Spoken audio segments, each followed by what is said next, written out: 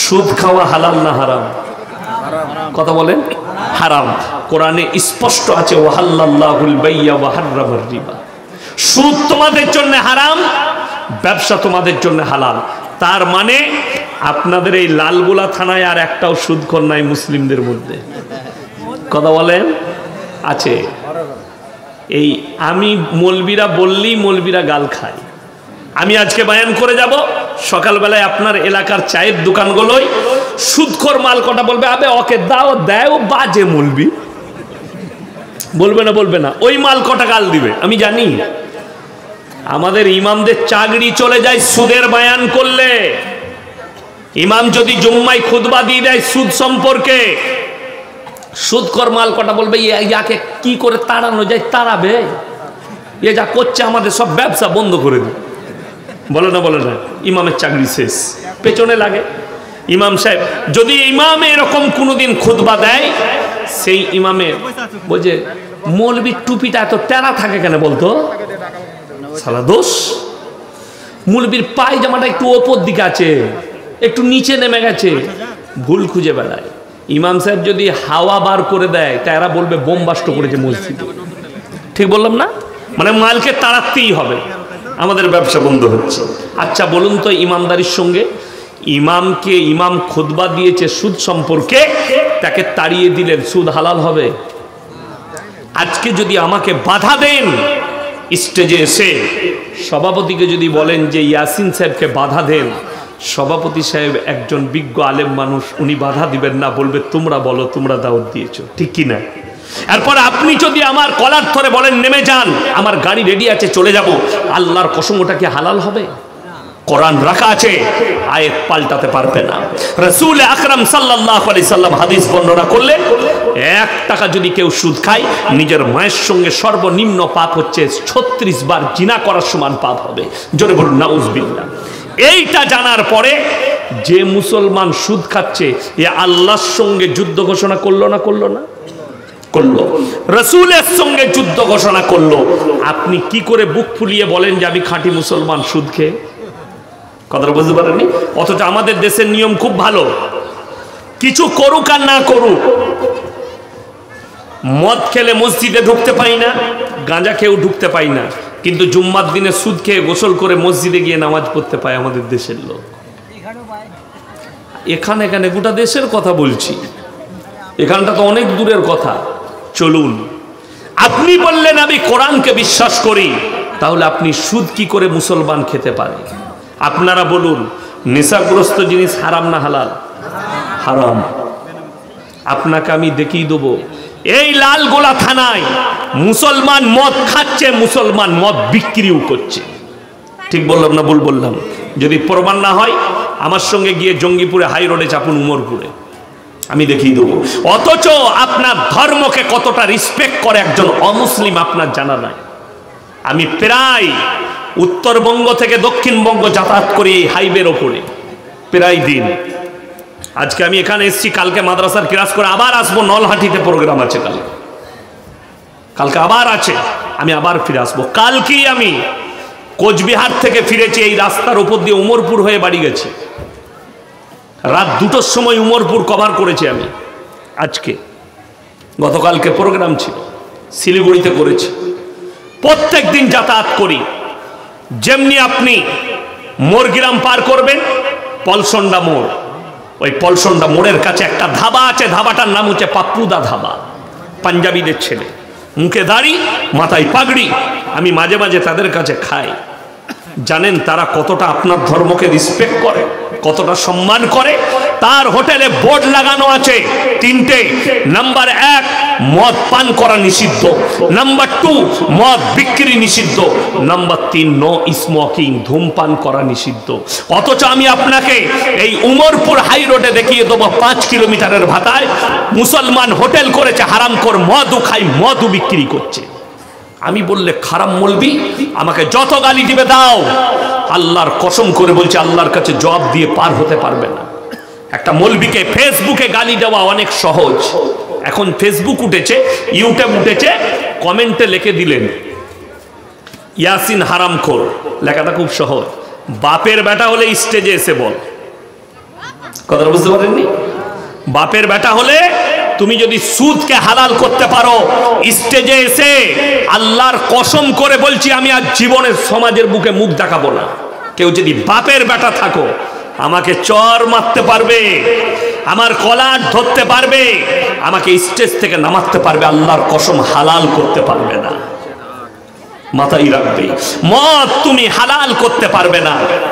অথচ শুনে রেখে দেন, একটা অমুসলিম আমি তার হোটেলে, আমি শুধু নয়, টুপি দাড়িওয়ালারা ঢুকলে তাদেরকে ভাঁড়েতে চা দেয়, কাগজের গিলাসে জল দেয়, প্লেটটা দেয় কাগজের প্লেট। জানেন কি বলছিল?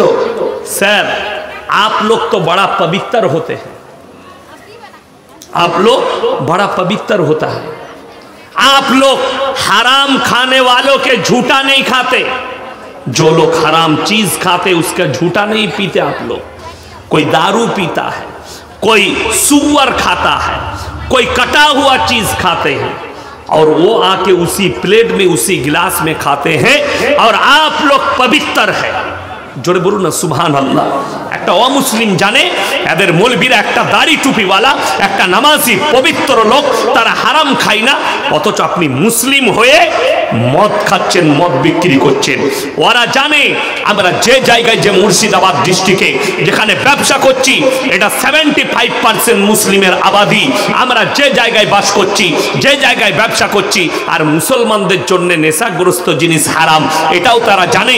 যার কারণে এগুলো বন্ধ রেখেছে যে আমাদের হোটেলে মুসলিম ভাইরা এসে খাবে। অথচ আপনি মুসলমান হয়ে আপনার হোটেলে মদ বিক্রি করছেন। দুঃখটা এটাই, বেদনাটা এটাই। আপনি কি করে আল্লাহর সামনে দাঁড়াবেন? তার মারাত্মক কারণ আছে।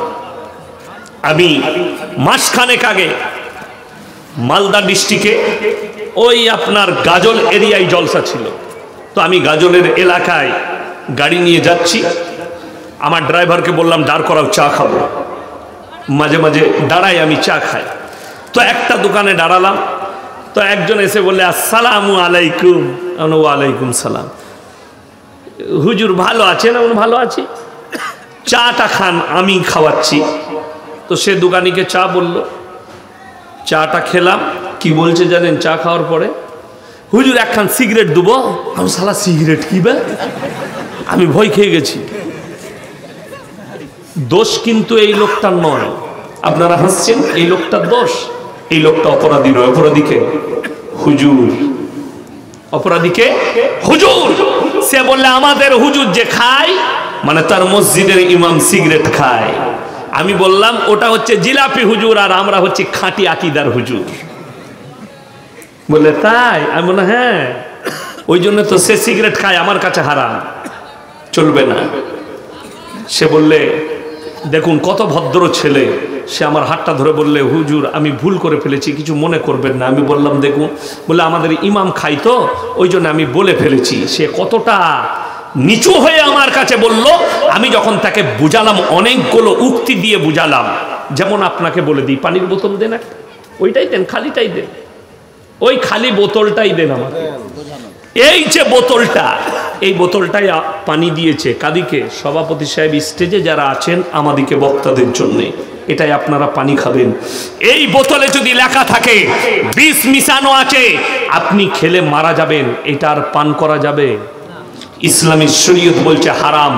যারা আত্মহত্যার পথ বেছে নিবে, একটা সিগারেট আর গুটকা আর বিড়ির প্যাকেটে লেখা আছে হানিকারক, ক্যান্সারের কারণ।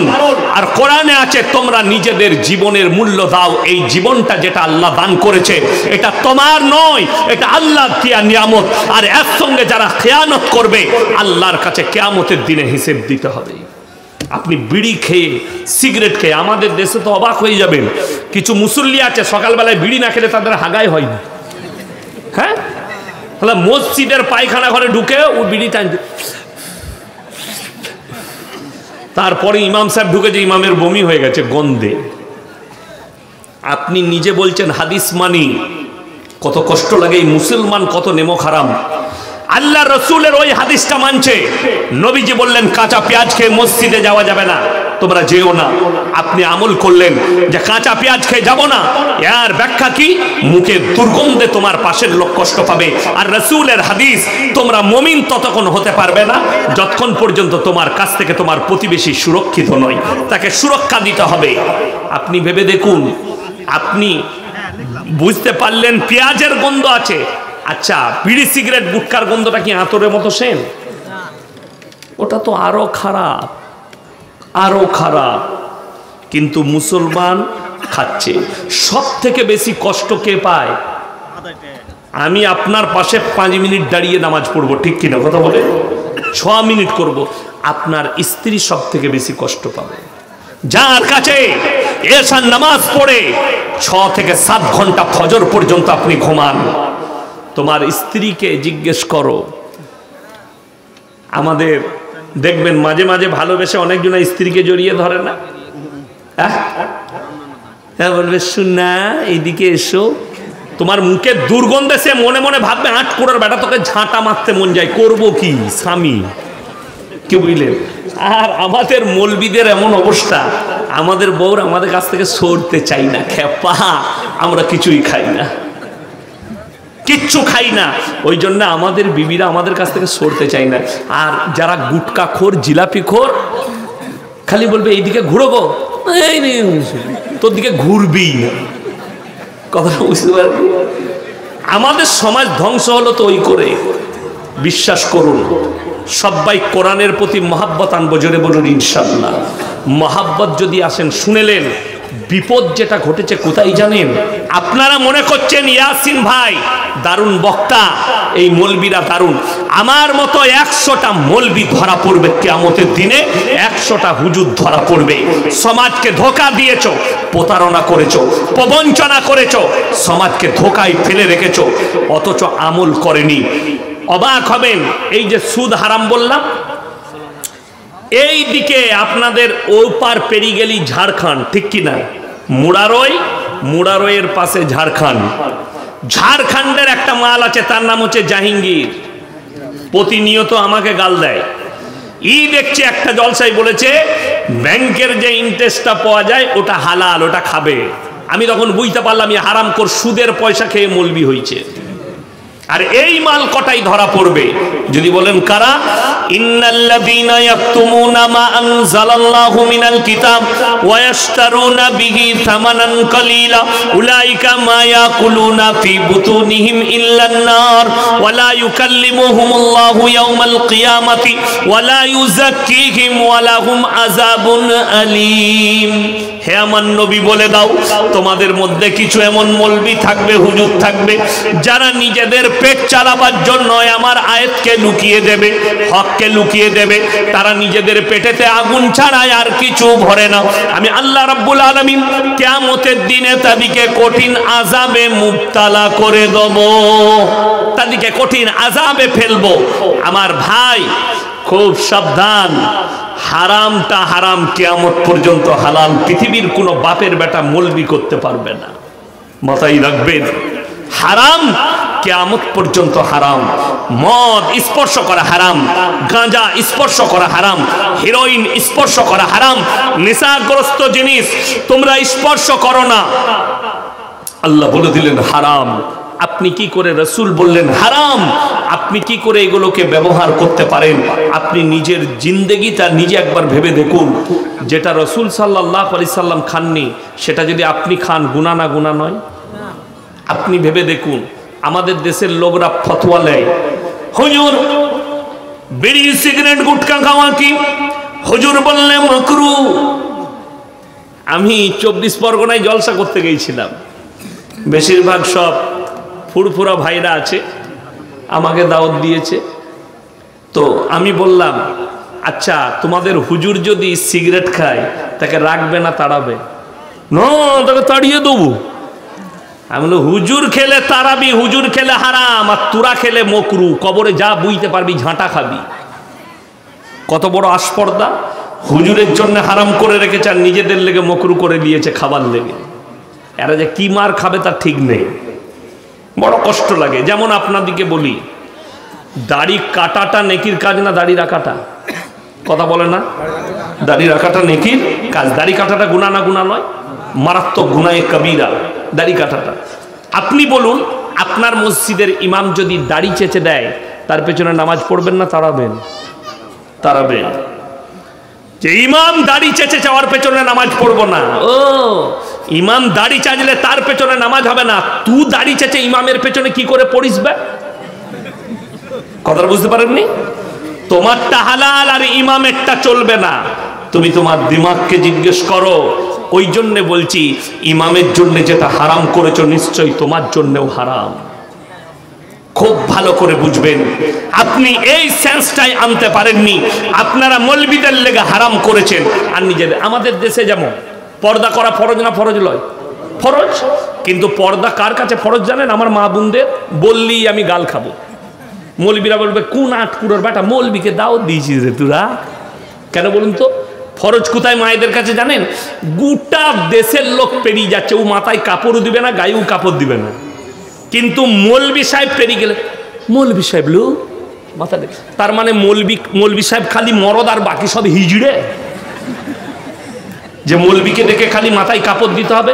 আমাদের দেশের মেয়েদের সেন্স হচ্ছে এটা, যে মৌলবী সাহেবকে, এই আমাদের দেশে অনেক আছে এমনি মাথায় কাপড় দিবে না। মুয়াজ্জিন আজান দিচ্ছে, আল্লাহু আকবার আল্লাহু আকবার, মেয়েরা বলছে আজান হচ্ছিল, মাথায় কাপড়টা দে আর বাকি টাইম খুলে দে, নেকি হবে। এইটা বুঝাতে পারলাম না যে মৌলবীকে দেখে যেমন পর্দা করা ফরজ, তার মানে তোমাদের কাছে মৌলবীরাই মরদ আর বাকি কেউ মরদ নাই। সকলের জন্য, পর পুরুষের জন্য পর্দা করা ফরজ।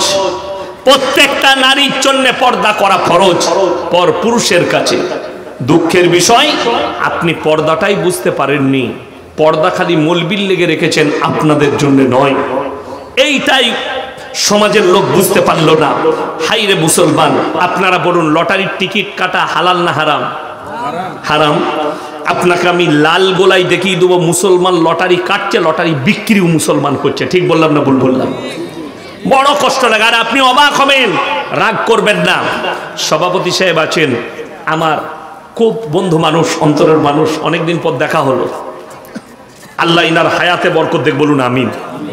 আমার ভাই, ইমানদারির সঙ্গে বলছি, পশ্চিম বাংলায় সব থেকে বেশি লটারির টিকিট মুসলিমরা কাটে।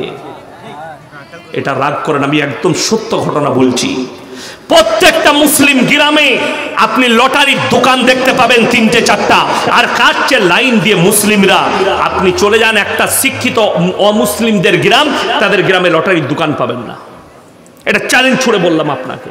একটা শিক্ষিত হিন্দু ভাইদের গ্রামে যান, আপনি লটারির টিকিট পাবেন না। কিন্তু মুসলিমদের গ্রামে যান, 10টা করে লটারি বেচনেওয়ালা আর কাটনেওয়ালা 10,000 প্রত্যেক দিন। লটারির টিকিট যদি হালাল হতো, সর্বপ্রথম কারা কাটতো? আমরা মৌলবীরা। বেতন সব থেকে কম বেশি কম কার? ইমামদের। হালাল হলে রোজ আমরা একটা করে কাটতাম। মুসলমান কতটা নির্বোধ বলে দিই। কিছুদিন আগে মোবাইলে দেখেছিলাম, বাংলাদেশের এক চাচা মোটামুটি নামাজ পড়ে, সে মসজিদে ঢুকে বলছে, আল্লাহ গো, এক ঘর লটারি কেটেছে আল্লাহ, তুমি 1 কোটি ফেলি দিও আর জীবনে মসজিদ থেকে বেরোবে না। এই দোয়া করাটাই তো হারাম। হারাম জিনিসের জন্য আল্লাহর কাছে চাইবে? আচ্ছা, লটারি কেন হারাম বলে দিই। সকলে বলুন, ভাগ্যের মালিক কে? এটা মুখে বলছেন, এই আলেমরাই একমাত্র বিশ্বাস করে, যার কারণে কোরআনে আছে, ইন্নামা ইয়াখশাল্লাহ মিন ইবাদিহিল উলামা। আমার নবী আর পয়গম্বরের পরে যারা সব থেকে বেশি রীতিমতো ভয় করে, তারা হচ্ছে উলামা সম্প্রদায়, আলেমরা। এটা কোরআন, আল্লাহ তাআলা রাসূলের কাছে আয়াত পাঠিয়েছেন। আমার ভাই, অবাক হয়ে যাবেন শুনলে। আপনি মুখে বলছেন, আমল কিন্তু আপনি করেন না। লটারি কেন হারাম শুনেলেন? ভাগ্যের মালিক যদি আল্লাহ হয়, যেমন আমাদের সমাজের অনেক লোক আছে, তারা দেখবেন জ্যোতিষীকে হাত দেখায়, দেখায় না দেখায় না? কেরলে কাজ করে, কলকাতায় থাকে, বর্ধমান টাউনে কাজ করে, হাত দেখাচ্ছে জ্যোতিষীকে। হারামখোর, ছিঁড়া চট বসে বসে আছে, চট বিছিয়ে একটা অ্যাটার্জি খুলেছে, তাতে খালি পাথর আছে, আংটির পাথর, আর খুলে মাথার চুলটা তেল মাখিয়ে এসছে। কিসের তেল? সর্ষের তেল। সর্ষের তেলের কিলো কত? কথা বলে না? 200 টাকা বর্তমান বলি। আর আমি আজকে আমার মাথায় যে তেলটা লাগিয়েছি, হ্যাঁ, বোম্বেতে গিয়েছিলাম, তো আমার ভাই আছে ওখানে, কারখানা আছে, সে বললে তোমার চুল উঠে যাচ্ছে, একটা তেল কিনে দিই। কত?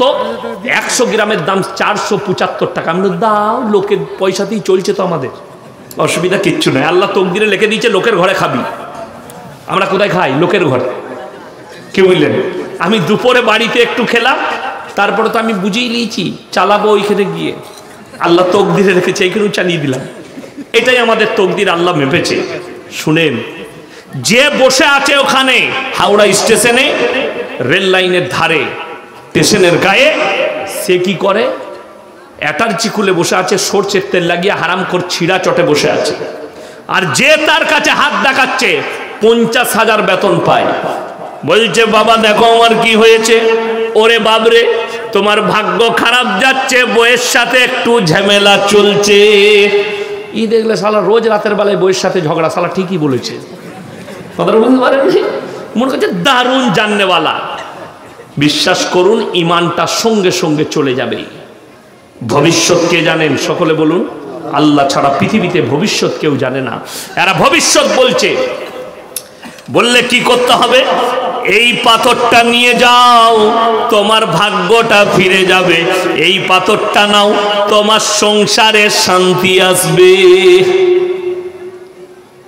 অথচ 50,000 বেতন পায়, একবারও বলতে পারছে না এই পাথরটা তোর গলায় বাঁধ, কাল থেকে মমতা খালার পাশে থাকবি, তুই হারাম কর ছিঁড়া চটে কেনে।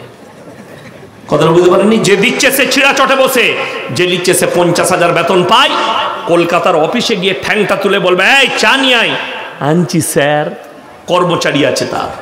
আর যে বেচছে সে একটা পাথর বিক্রি হলে কি খায়, কি খেতে পায়? 3টে পরোটা, আনলিমিটেড তরকারি, একটা ডিম সিদ্ধ, এক টুকরো পেঁয়াজ, একটা কাঁচা লঙ্কা। হারামখোর ওই পরোটা খায়।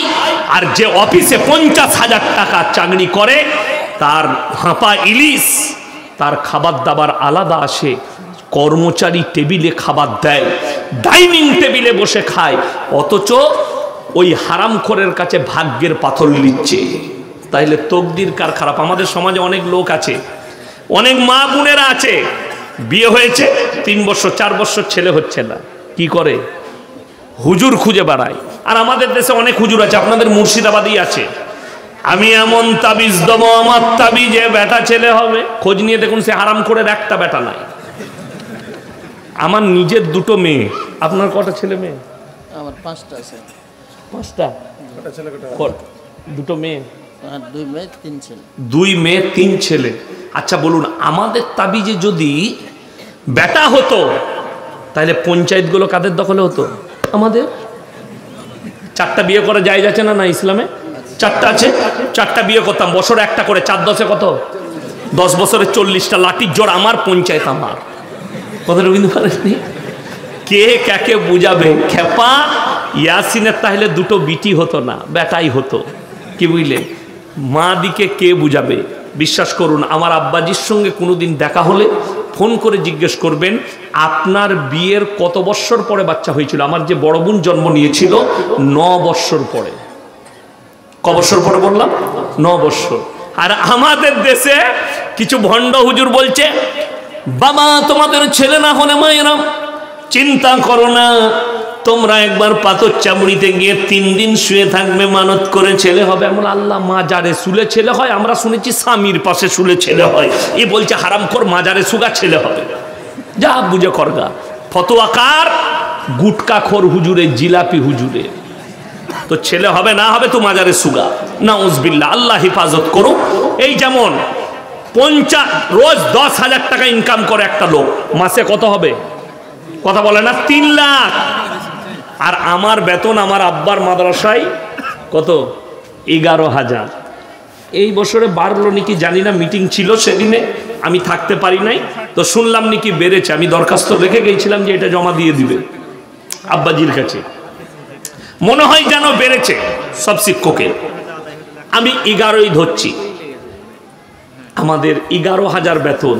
আর যে আসছে বলছে হুজুর একটা বরকতের তাবিজ দেন। সে মাসে 3 লাখ টাকা ইনকাম করে, বরকতটা কার আগে প্রয়োজন? তার না আমার?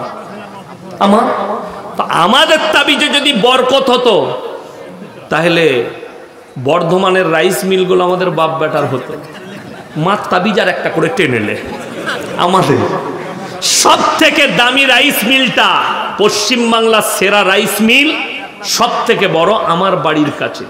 আপনারা টিভিতে অ্যাড দেখবেন কি, Lal Baba gold number 1 rice, পুরসা রাইস মিল আমার মাদ্রাসার মেম্বার, আমার মাদ্রাসার সেক্রেটারি, দেশবন্ধু রাইস মিল আমার মাদ্রাসার সেক্রেটারির রাইস মিল, আমার মাদ্রাসার আরো একজন গুরুত্বপূর্ণ মেম্বার ওই হাজী সাহেবের ছেলে, তার নাম হচ্ছে আমিন রাইস মিল, আমাদের মাদ্রাসার মেম্বার, সব আমার এলাকায় মিলগুলো।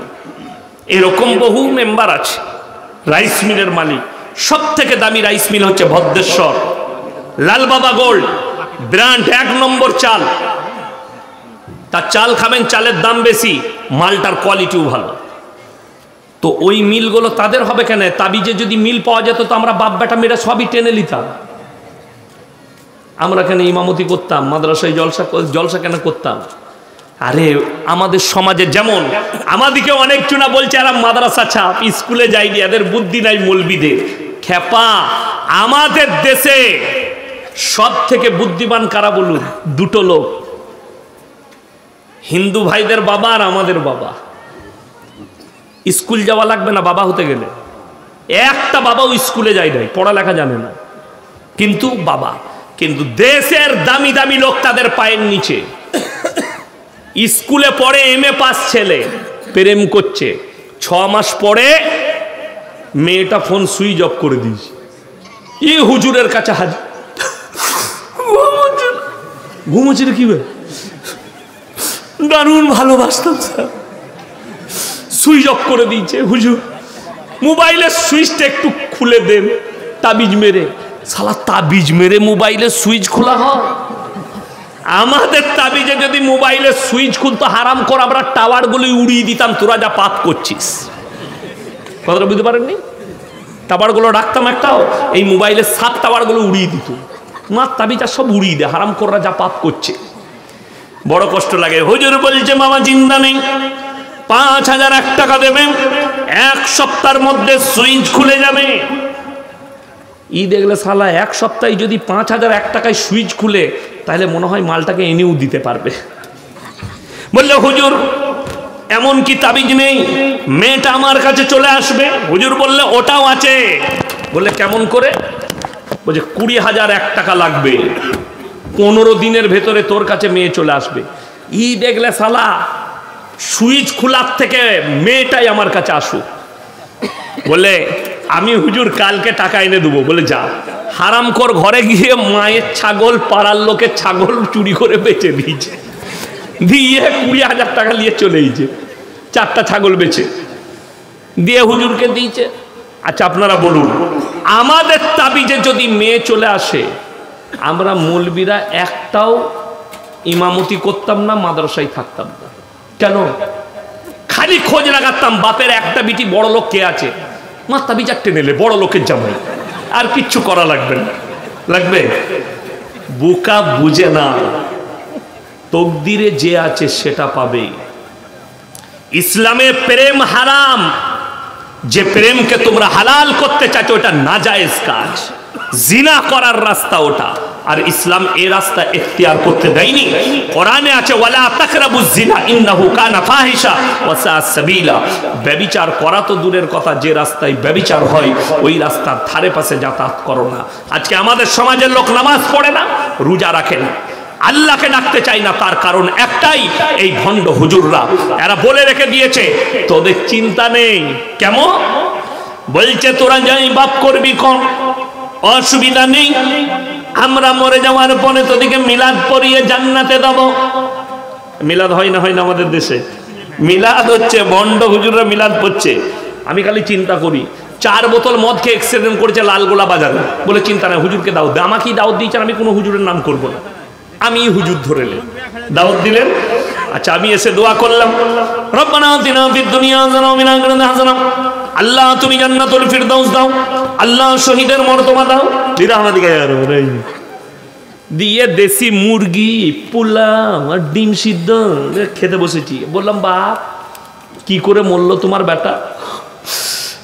ছেলে খুব বদমাস ছিল, 4 বোতল মদ খেয়ে, তোবা তোবা, কাকে জান্নাতে দিলিবে? মাতালকে 4 বোতল মদ খেয়ে মরে গেছে। হুজুর বলছে চিন্তা নাই, আপনাকে একটা বায়ান শোনাবো, আপনার দিমাগ আউট হয়ে যাবে।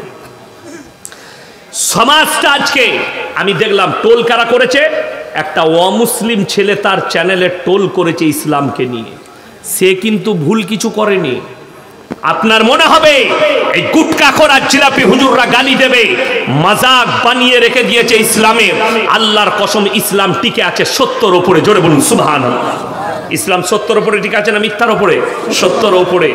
আর আমাদের দেশের জানেন একটু গোলমাল আছে। গোলমালটা কি? আচ্ছা আমি কোরআনের আয়াতগুলো সুর দিয়ে পড়লাম না বিনা সুরে? সুর দিয়ে।